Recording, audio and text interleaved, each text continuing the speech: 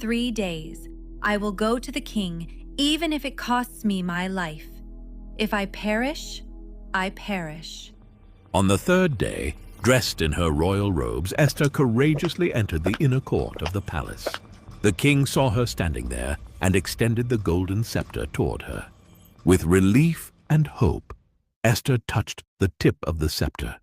Then the king asked warmly, "What is your request, Queen Esther? Even up to half the kingdom, it will be granted." Esther replied, "If it pleases the king, come to a banquet I have prepared for you and Haman." The king smiled, intrigued by her invitation, and readily agreed. And both he and Haman attended Esther's banquet. Yet, throughout the meal, Esther did not speak of her petition.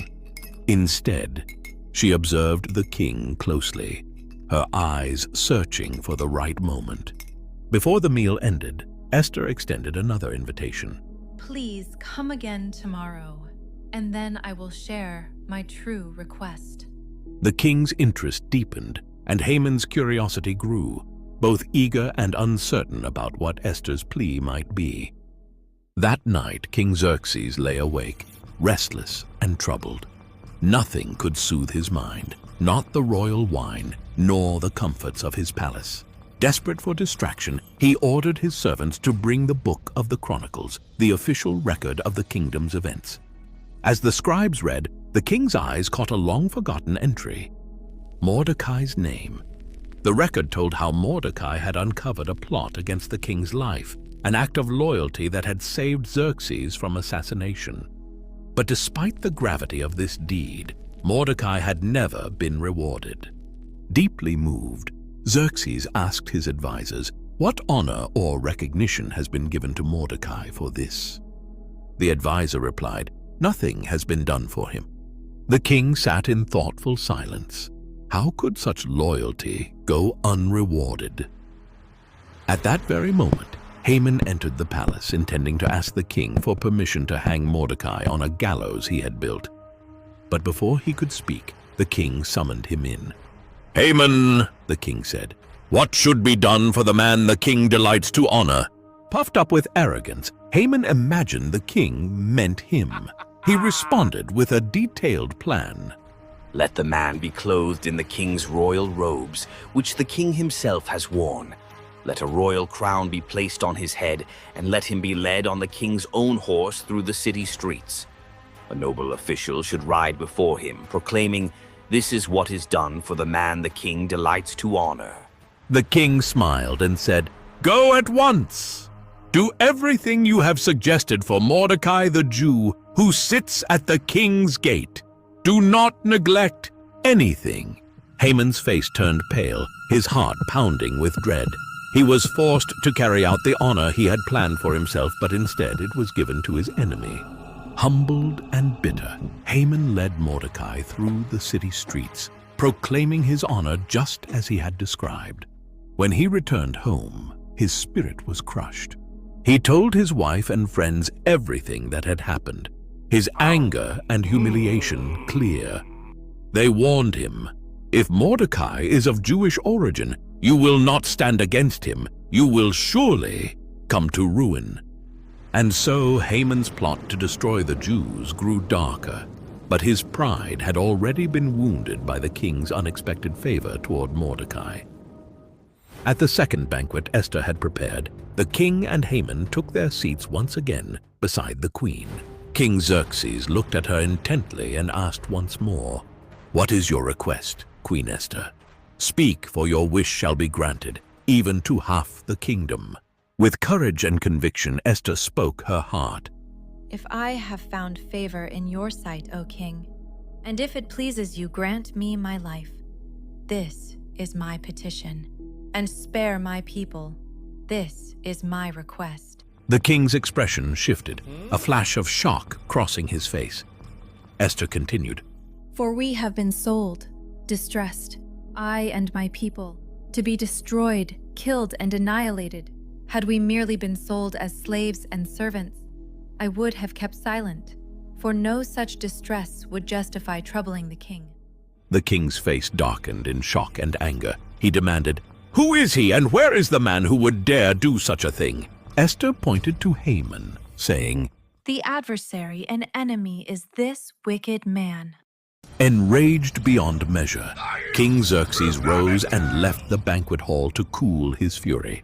Meanwhile, Haman was terrified. Seeing the king's anger and realizing his plot had been exposed, he rushed to beg Esther for mercy. In desperation, he fell on the couch where Esther was reclining. He clung to her, pleading for his life. At that moment, King Xerxes returned suddenly. He saw Haman clinging to Esther and shouted, "Will he even assault the queen while I am in the house?" The king's guards seized Haman, and he was swiftly led away and hanged on the very gallows he had prepared for Mordecai. Thus, the plans of the wicked were overturned in a single moment, and justice was served. After Haman was hanged, King Xerxes gave his entire estate to Queen Esther. She, in turn, appointed Mordecai over it. The king also removed his signet ring, once given to Haman, and placed it on Mordecai's hand, giving him royal authority. But the danger wasn't over. Though Haman was dead, his decree remained law. In Persia, a royal edict sealed with the king's ring could not be revoked, not even by the king himself. The day of destruction against the Jews still loomed on the calendar, the 13th day of the 12th month. So Esther once again approached the king. This time not for her life, but for the life of her people. How can I bear to see disaster fall on my people? She pleaded. King Xerxes granted permission for a new decree to be written, one that would counter the first. Mordecai quickly summoned the royal scribes and wrote in the king's name, "The Jews in every city have the right to assemble and defend themselves. They may destroy anyone who attacks them and take their enemies' goods if needed." This decree was sent out swiftly to all 127 provinces in every language, sealed with the king's ring. As it spread, hope was revived. Where there had been mourning, now there was light and gladness. On the appointed day, the Jews stood united across the empire. With royal protection and newfound courage, they rose up and defeated their enemies.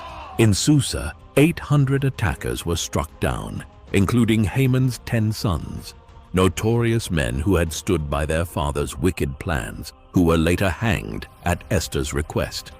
Esther also asked for one more day of defense in Susa, and the king granted it. Across the empire, 75,000 enemies were defeated. Yet again, the Jews took no plunder. Their fight was for survival, not gain. It was not a day of greed.